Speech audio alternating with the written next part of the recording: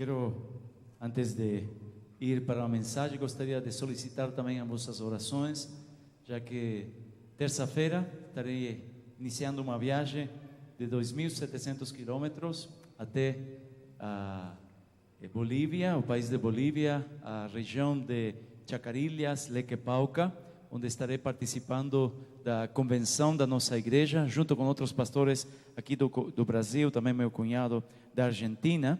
E na viagem, se tudo for como planejado, quarta-feira queremos estar nesta igreja. Os jovens lembram qual é essa igreja? Os jovens que foram ano passado, lembram onde foi? Ih, já esqueceram? Tem que ir de novo? São Pedro de Jujuy, muito bem, em Jujuy. Vamos estar lá acompanhando o pastor Quadra, o sobrenome dele, Alberto, e vamos estar quarta noite celebrando um culto, e aí quinta queremos continuar a viagem até chegar na região onde vai ter o nosso retiro, esse encontro. Realmente aqui tem uma visão, eu pedi a foto do missionário David Miller, que ele me pudesse mandar uma pequena visão do lugar onde vamos estar, e vocês podem ver esta região no meio das montanhas, e lá a igreja se reúne no tempo da Páscoa. Se tudo for como planejado, queremos chegar sexta-feira lá e vamos permanecer até domingo para celebrar esta convenção. A Igreja de Deus na Bolívia é a nossa maior igreja na América Latina, e realmente geralmente participavam em torno de 20.000 pessoas nesta convenção. Hoje em dia já não é mais tanto, mas igualmente esperam uma boa quantidade. Aqui tem outra imagem um pouquinho mais perto, da reunião dos cultos. Como vocês podem ver, não tem cadeira, nada lá, então, e eu pediria que estejam orando por mim de maneira muito especial, já que vou estar nesta convenção, sendo um dos oradores, junto com o pastor Narciso Zamora do Peru, que vai estar conosco junto nesta celebração. Mas se Deus assim o permitir, gostaria de entregar saudações também da igreja. Então, quem gostaria de enviar saudações para os irmãos, levanta a mão. Os bolivianos fazem assim. Muito obrigado, irmãos. Vamos mandar abraços para vocês, tá? Para os irmãos lá. E se gostariam de acompanhar a minha oração, sábado às 5 da manhã é o primeiro culto que tenho que pregar. Então, se querem estar aí 5 da manhã, acordando e ajoelhado, orando por mim, vou ser muito grato. Não sei se vão conseguir, mas ao menos nos pensamentos. É o dia todo culto, casamento, dedicação de criança, é uma feira evangélica que realizam os irmãos naquele lugar. Espero trazer fotos para compartilhar com vocês. Bom, o tema nessa mensagem, que tem a ver também com a cantata que estivemos apresentando com o conjunto, fala dessa semana que estamos iniciando, que é esta semana que mudou a história realmente da humanidade. Há mais de 2.000 anos atrás, houve uma semana particular que mudou realmente a história da humanidade, convertendo-se na mais bela, preciosa de todas as histórias. A razão pela qual as histórias realmente são belas, nos atraem, a razão pela qual a gente gosta de assistir filmes. Alguns gostam de assistir filmes românticos, outros gostam de assistir biografias. A verdade é que todos os filmes que nós assistimos, não somente os filmes bíblicos ou da paixão de Cristo, elas têm algo em particular, que captura o coração, captura a atenção, captura as emoções de nós seres humanos. E é interessante que todas as histórias que nós conhecemos seguem o mesmo enredo, seguem a mesma temática, seguem quase os mesmos tópicos da história da semana que mudou a humanidade. Vocês podem ver, por exemplo, o conflito entre o bem e o mal antes da inevitável vitória do bem. Todos os filmes, por mais trágicos que sejam, têm este enredo, o conflito entre o bem e o mal antes da inevitável vitória do bem. Nessa história também podemos perceber tensão, depois harmonia. Podemos perceber traição, sofrimento, sacrifício, amor, vitória. E E podemos perceber isto claramente em cada um destes filmes. Pense um momento nos filmes que você gosta de assistir e você pode analisar que todas elas seguem o mesmo enredo, a mesma temática da história da semana que mudou a humanidade. E a razão pela qual acontece isso é que realmente esta semana mudou a humanidade. Esta história aconteceu no passado, mas esta história como se diz, é muito presente. Esta é uma história real, é uma história que se repete ano após ano e momento após momento. Por quê? Porque a ressurreição aconteceu, sim. A ressurreição aconteceu e nós servimos a um Jesus que está vivo, que ressuscitou, que se apresentou a mais de 500 pessoas, mais de 500 discípulos, que deu provas inquestionáveis da sua ressurreição. Por isso essa história é real e é verdadeira e nos atrai, porque ela aconteceu mesmo. A mensagem da semana que mudou a humanidade é uma mensagem ativa, porque por meio da qual Deus age para a salvação. A semana que mudou a humanidade realmente salva, porque podemos ver claramente a intervenção de Deus na humanidade, a intervenção de Deus na história da humanidade. A verdade é que a história humana podia ter acabado e nunca talvez existido logo após o pecado de Adão e Eva ao desobedecer a Deus. A partir desse momento, se Deus tivesse decidido destruir a criação, tivesse decidido aniquilar tudo, estaria satisfeita a justiça de Deus. Mas Deus teve outra ideia. Deus permitiu que a humanidade existisse, permitiu que nós existíssemos, que nós povoássemos esta terra que Ele nos tem dado. E no tempo exato, no momento exato da história, Deus veio através de Cristo Jesus. Deus se encarnou em Cristo Jesus. E Deus invadiu esta humanidade, invadiu este mundo, invadiu essa história para nos salvar, para nos salvar. A pergunta que eu gostaria de analisar nesta noite é: por quem Jesus morreu? Por quem Jesus morreu? E a palavra de Deus nos diz algo muito interessante. Em Efésios capítulo 5, versículo 2, lemos que Cristo, que também nos amou e se entregou por nós a Deus como oferta e sacrifício com aroma suave. Deus, aqui podemos ver que a salvação, Cristo, a morte de Cristo teve alcance vertical e teve alcance horizontal. Jesus morreu para satisfazer a Deus e Jesus morreu também por compaixão ou por salvar a raça humana pela qual Ele se tinha identificado através de Cristo Jesus. Ou seja, que Jesus foi um sacrifício horizontal por amor aos seres humanos, mas também vertical para satisfazer a justiça de Deus. Então podemos concluir que Cristo morreu para Deus. Jesus morreu para Deus.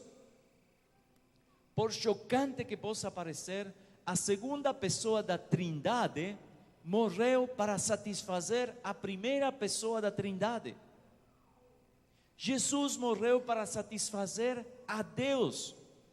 Na nossa cultura, este pensamento de que Jesus morreu para satisfazer a Deus, não podemos aceitar, não podemos quase engolir, não podemos entender. E a verdade pela qual nós não podemos entender esta realidade é que a raiz desse problema é nossa falta de compreensão, ou seja, nossa falta da compreensão como se diz, da dificuldade, não da dificuldade simplesmente, mas da gravidade do pecado. O pecado não é uma ofensa qualquer, que pode ser retirado facilmente como um bichinho que incomoda nos dias de verão. Não, o pecado é uma coisa séria, é uma ofensa séria, porque é contra os mais dos sérios seres humanos, seres que existem. Foi cometido contra o mais glorioso ser que pode existir e que vai existir em toda a história é contra Deus. O pecado é a ofensa maior que existe, porque é uma ofensa contra Deus, porque é cometido contra Deus.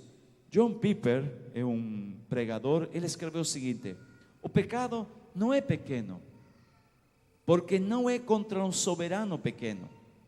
A seriedade do insulto aumenta de acordo com a dignidade daquele que é insultado.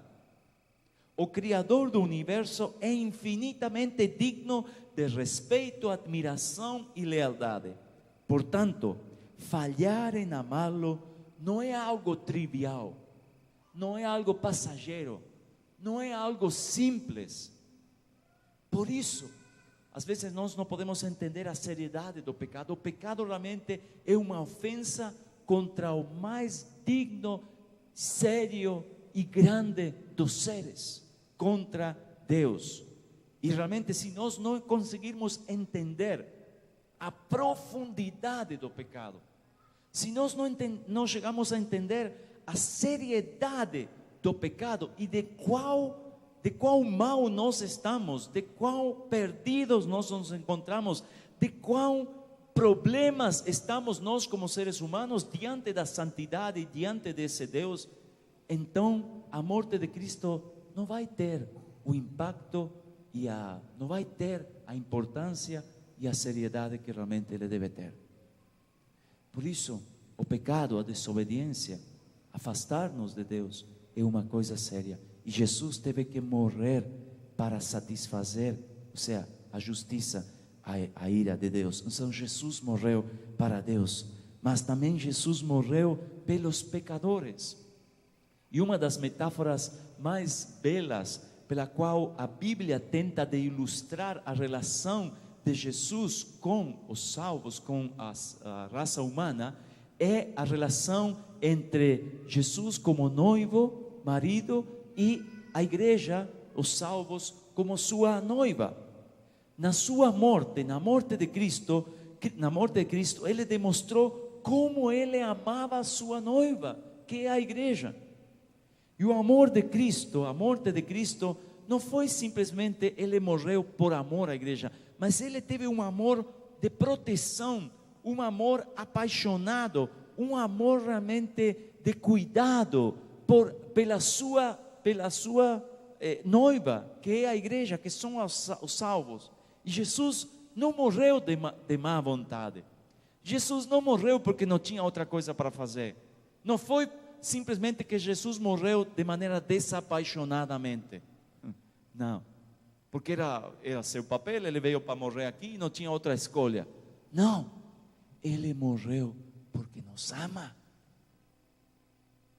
Porque ama você e ama cada ser humano que existiu e que existe e que vai existir nessa humanidade, nessa terra.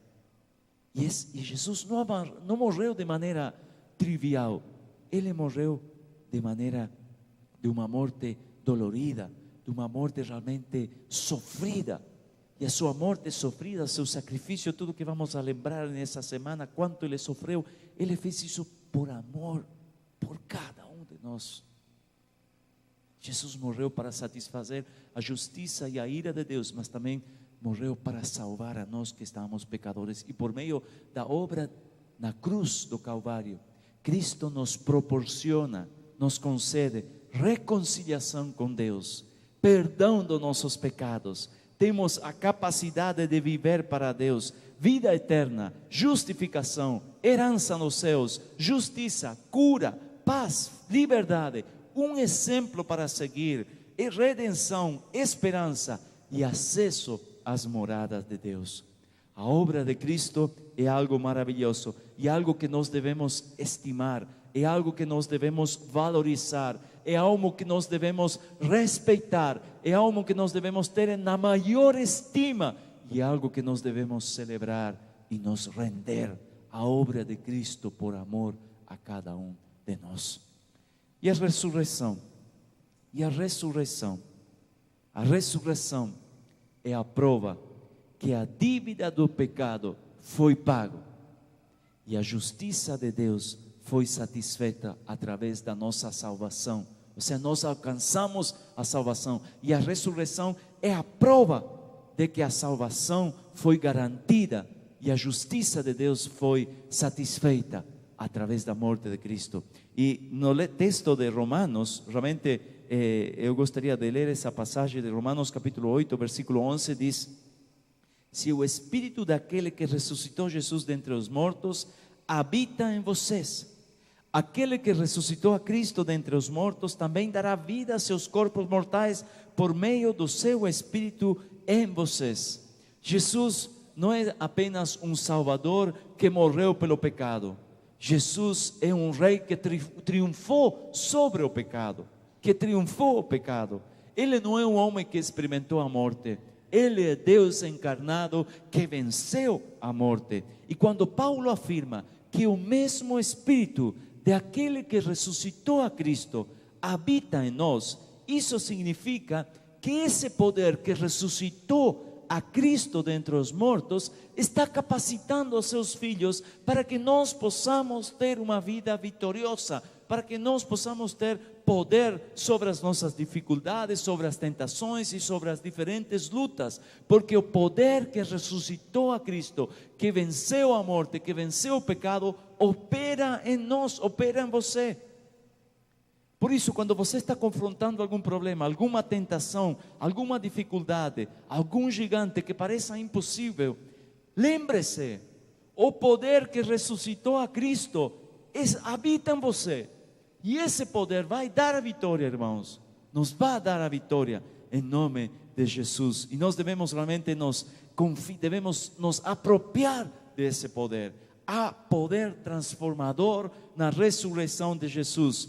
E esse está disponível para todo aquele que aceita Jesus como Salvador da nossa vida. Por isso, tudo que a morte nos proveu, através de Cristo, a salvação dos nossos pecados, a redenção, a reconciliação, caminhar com Deus, ter acesso às moradas celestiais, tudo que a morte de Cristo proveu para a nossa salvação é eficazmente aplicado à nossa vida agora, hoje, já, através do poder da ressurreição que habita em nós.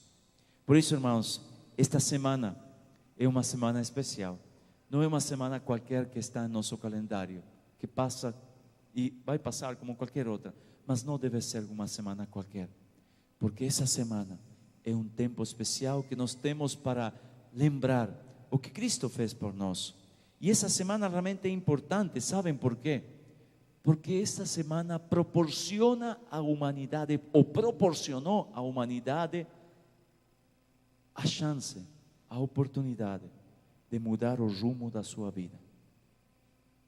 Graças à existência da semana, a semana poderosa da Páscoa que mudou a história da humanidade, graças à existência dessa semana, nós temos a oportunidade de mudar o rumo da nossa vida. Por isso, nessa semana, gostaria de convidar vocês para aproveitar esse tempo, para refletir: qual é a minha posição diante de Deus? Como eu me encontro diante de todo esse amor, de tudo que Deus fez por nós, tudo que Ele fez por mim, tudo que envolveu essa semana especial? Qual é a minha relação com Deus? E que possa refletir, e que possa realmente tomar atitudes, passos, que possam realmente dignificar, honrar o nome de Jesus e dar-nos paz também. Nessa semana, creio que não deve ser uma semana somente que devemos ter sentimentos de tristeza. Às vezes, no momento que a gente começa a refletir e começa a relembrar, começa a ler e começa talvez a olhar tudo que Jesus passou por nós, pode invadir-nos um sentimento de tristeza, de desânimo. Mas esse sentimento de tristeza, de desânimo, não devemos permitir que esse realmente tome posse de nós, porque senão nós estaríamos celebrando a morte de Cristo. Mas Cristo não está morto. Nós temos que celebrar a vitória de Cristo, porque Ele será ressuscitado, porque Ele está vivo, e a palavra de Deus diz que Ele está intercedendo por nós.